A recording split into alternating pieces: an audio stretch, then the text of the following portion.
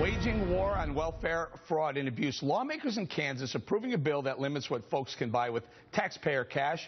Tattoos, massages, cruises, you name it. Basically, all non-food items are off limits. It also limits ATM cash withdrawals to just $25 a day. Now, Lisa, what do you think? All states should do this?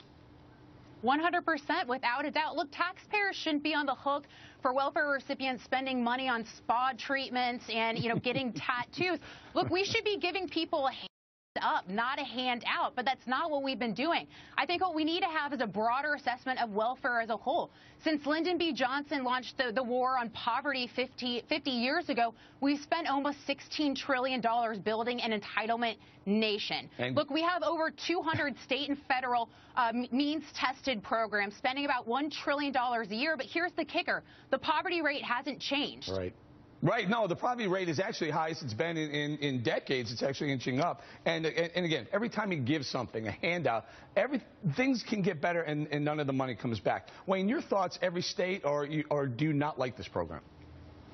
No, I don't like this program. I'll tell you why, Eric. It's just another imposition of putting a regulatory group together who's going to regulate what they're already trying to regulate. What they need to do is just cut the program to be a limited in time, limited in the amounts of money, and say that's it, and enforce the program. You don't need another group of federal regulators to come in and tell you what you can eat, what you can't eat. Just say, hey, you got so much for this. It says, by the way, the program starts with the word temporary. So temporary is what it should be. They always start as temporary. I mean, the whole war on poverty, welfare started as a temporary assistance. Eric, there's no fix for this. There's no fix for welfare besides getting rid of it. I mean, how many times have we heard about we got to stamp out waste, fraud, and abuse? And I tell you, these laws, these, no booze, no cigarette laws, are even worse because, to Wayne's point, now you've got government monitoring what you can buy, what's good or bad, and what does that do to the self-esteem of anyone receiving these so-called benefits? Right. It says to them essentially, you don't know how to think. Certainly doesn't teach you to get out there and get a job and help yourself. Juan, very quick thought on this. I want to bring up another topic. Go ahead.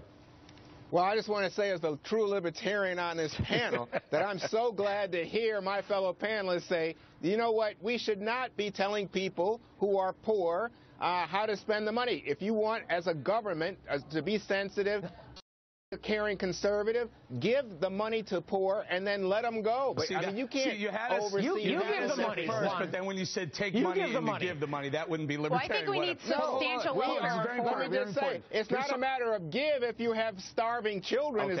That's a matter of maintaining a stable society for good business. And we can do business. Let's take it one step further. Are starving children getting the massages? Guys, stop. There's something our friend, the surfer dude, won't like. A GOP lawmaker in Missouri has introduced the Surf and Turf bill. If passed, it would make it illegal for food stamp recipients to use their benefits to purchase seafood and steak, cookies, chips, energy drinks, and soft drinks, also off limits. Now, quick around. Lisa, should the government be telling people what they can and can't eat with the money they're given?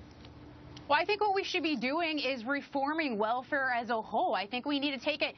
Paul Ryan is a member of Congress who has introduced at least a plan to kind of roll in the federal government's approach and empower states to spend certain money and to really kind of, slow down some of these programs.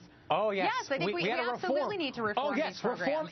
And while we're at it, let's stamp out the waste, fraud, and abuse, because God knows I've never heard that before, Eric. The only way to reform it is to get rid of it. If you want to help someone who you think is deserving, help them. But it's wrong. It's immoral to take from one group to give to another, and welfare's massive disaster has been the net result. Why are you shaking your head a little bit? Your eyes are getting bigger. What's going on? It's obvious. Listen, we just went through a terrible recession. Right now, it's about $500 a month for a family of four. That's about $14 a day. You know what you have to understand is we could be living in Brazil up on, mountaintops, going to work in helicopters and downtown office towers if we have mass craziness in the street, that kind of poverty. It's in our best interest to take care. How many tens of thousands did you give away during the Great Recession? If you wanted to help so many people, how many, I don't know, hundreds of thousands did you give away to help people?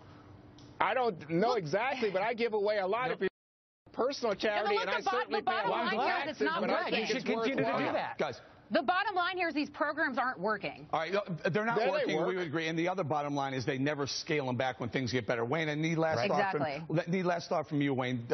Is it okay to people for people to use food stamp money for steaks?